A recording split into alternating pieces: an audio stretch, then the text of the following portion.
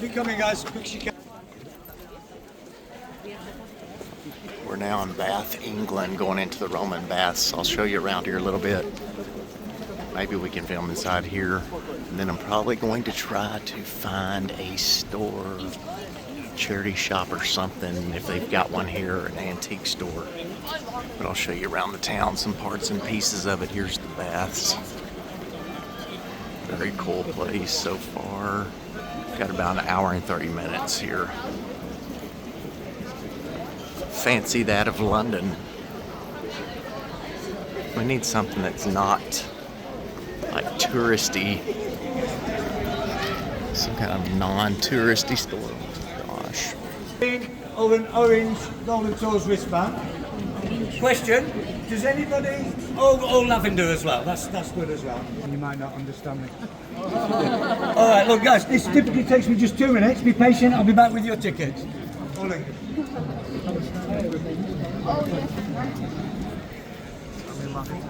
Gigantic church.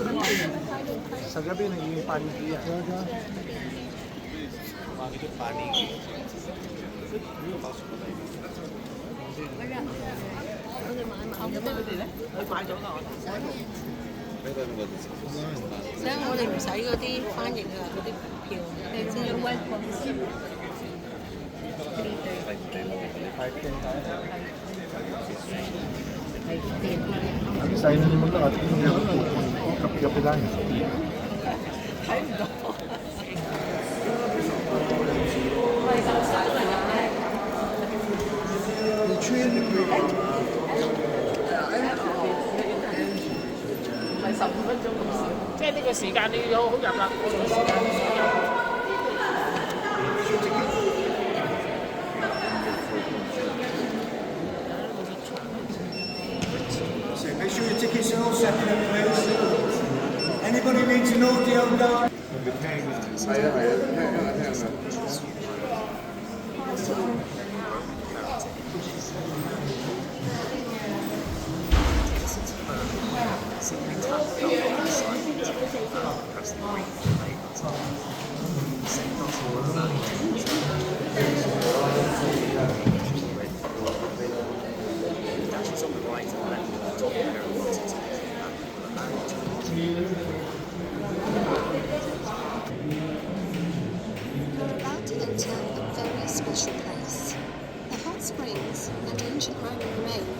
Are a major part of what makes Bath a UNESCO World Heritage Site and one of the great spa towns of Europe.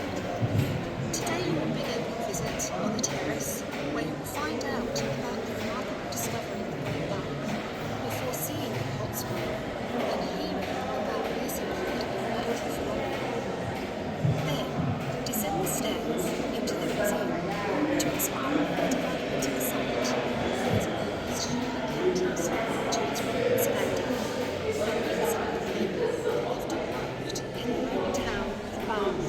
The Romans called Aquae Sulis. See the archaeological remains of the temple and find out more about this mystical place.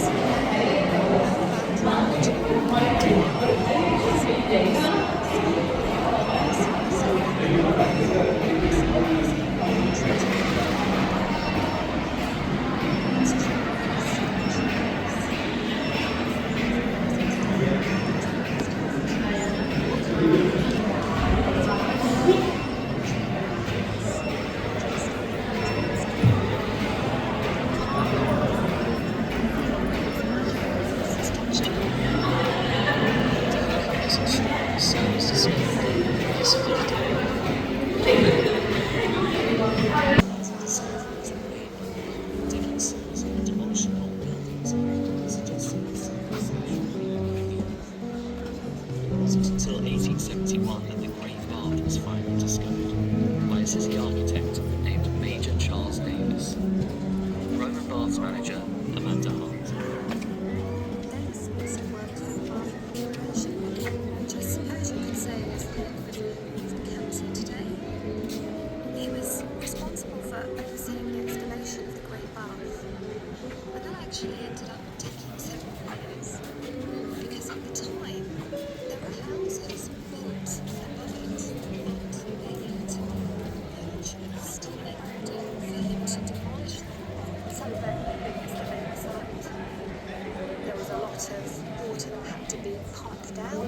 So it wasn't until 1897 that the baths were finally open.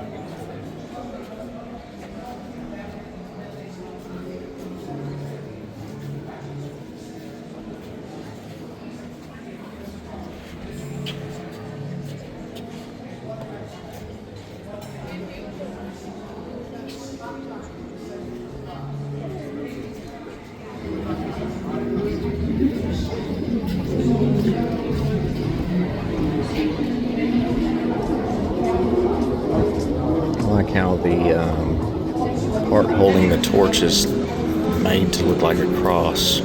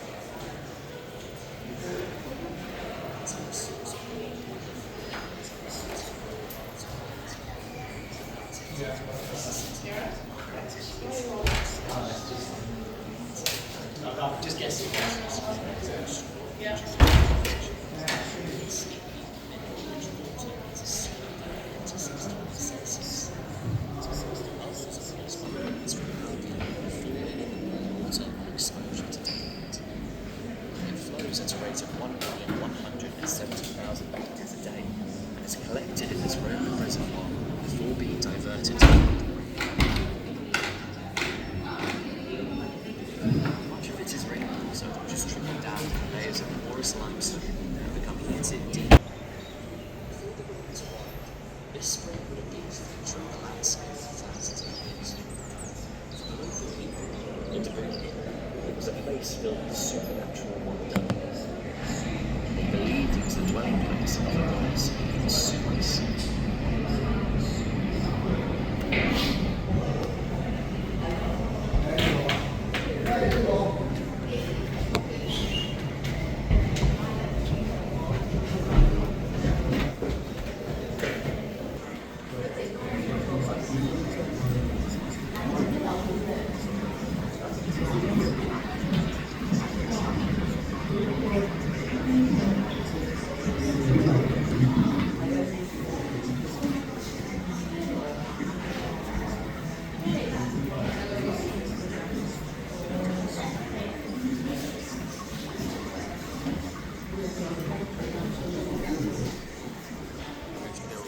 One main and two smaller bathing pools, fed by the hot spring.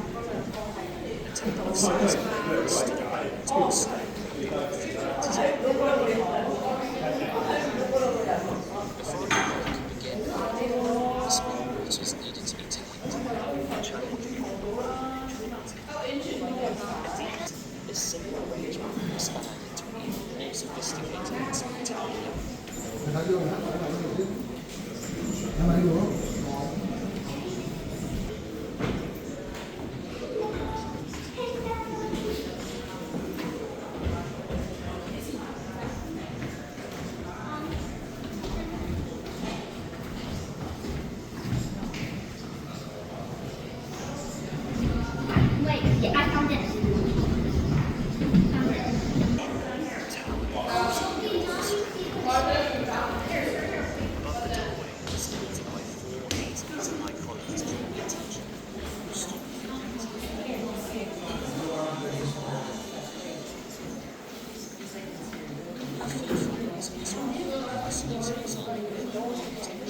Animated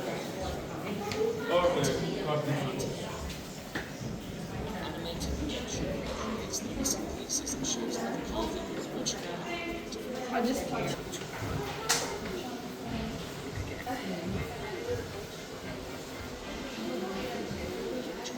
Sits on round shields with 22 meters of leaves.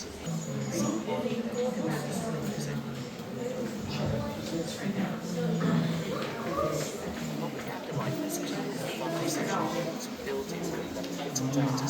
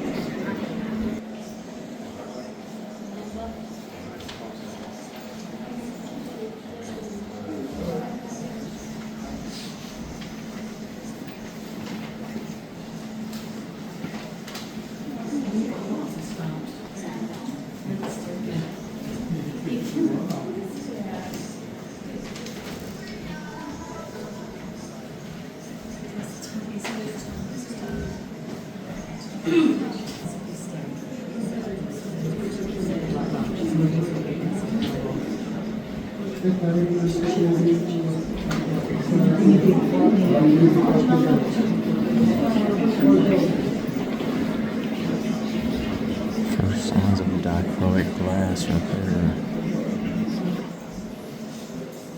Cedar.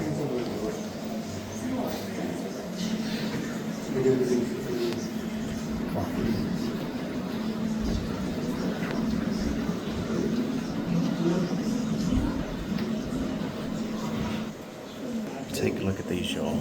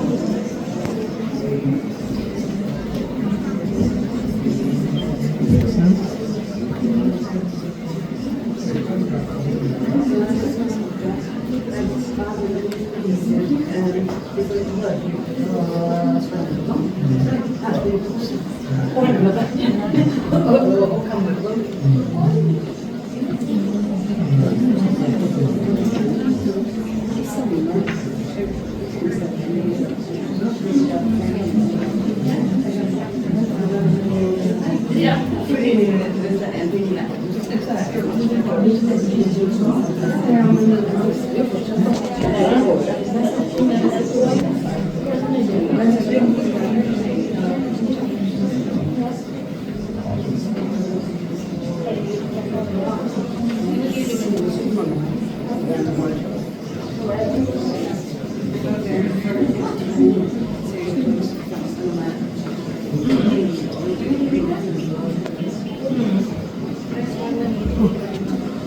係冇進步過。我哋呢個鎖匙都係咁樣，不過只係有3D 啲電子啊。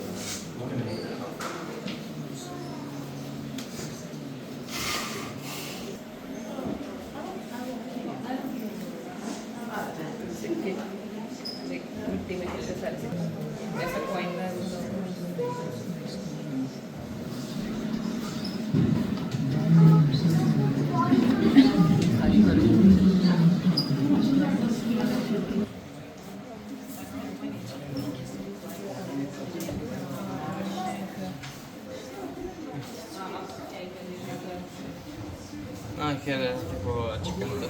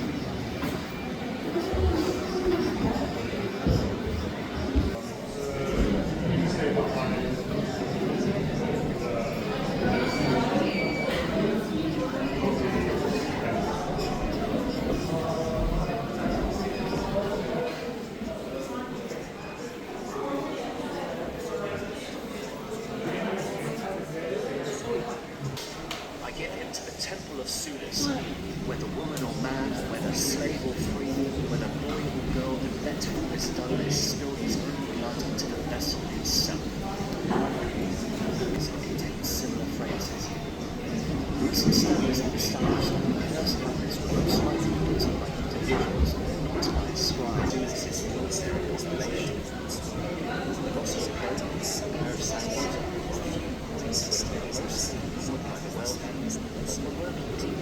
such items were tall curse habits to make about stolen items. One might be about a stolen person. Find out more by pressing 66.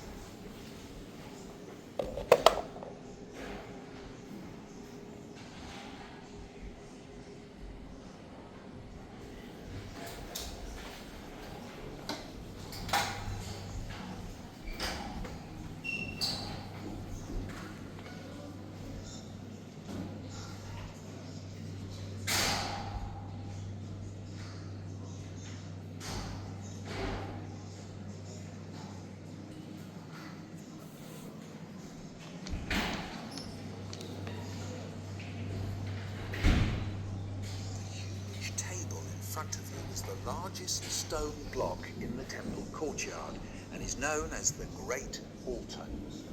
Not everything from Roman times survives intact, so we filled in the gaps to show what we think it looked like. Here, animals were killed as sacrifices as part of the temple ceremonies.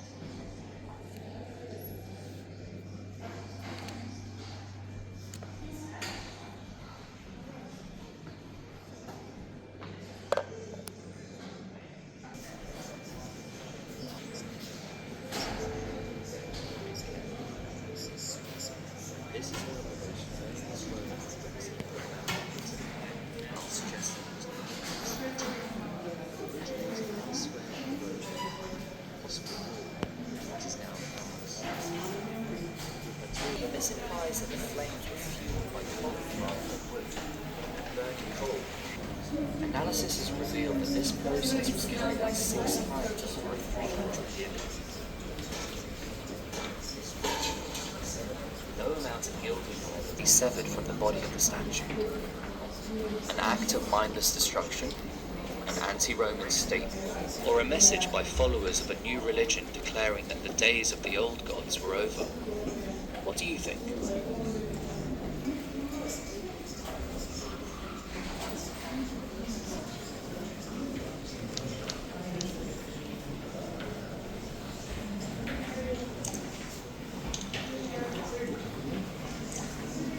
Display cases along this corridor contain more examples of Roman curse.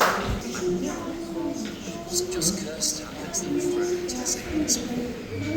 Worshippers often place household ceremonial items into the altars as a gift to the goddess. Perhaps in thanks for a first display case where the item contains household items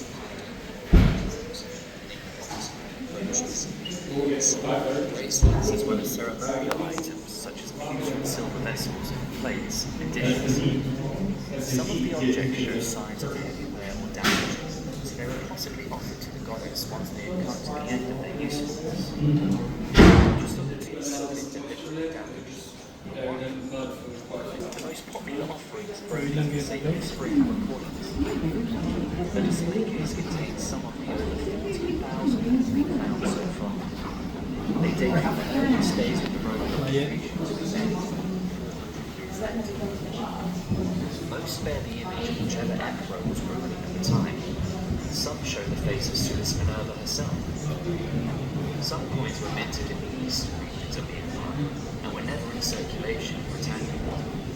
Perhaps they were brought here from overseas by travellers or liege makers. Such was the belief in the power of the goddess's favour, the value of some of them were the Romans.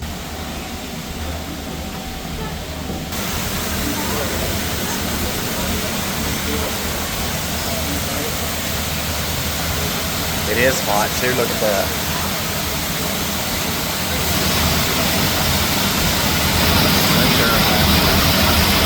Shower and lunch all. Yeah, spring's supposed to clear, but I mean, it's still that active today, right?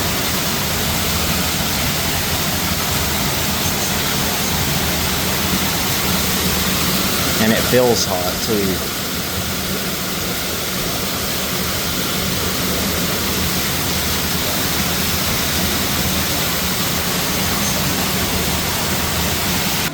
So y'all can't really see it here, but you can see where they've got it where the glass on the floor where we can see at least it flowing out.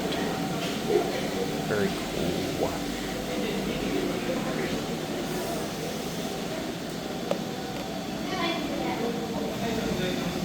Oh, they have a cold plunge.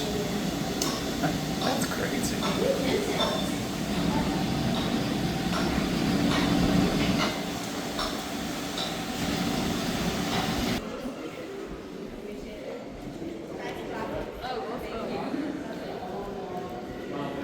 I wonder if we're allowed to touch it. I'm gonna touch it.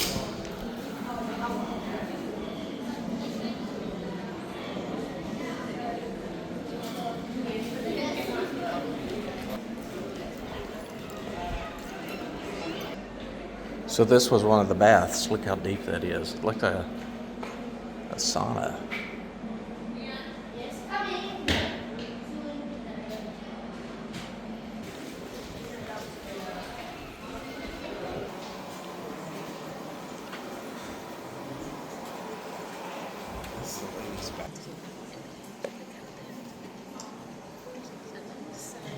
Alright, y'all, hope you enjoyed that. Lots of different places in this entire building.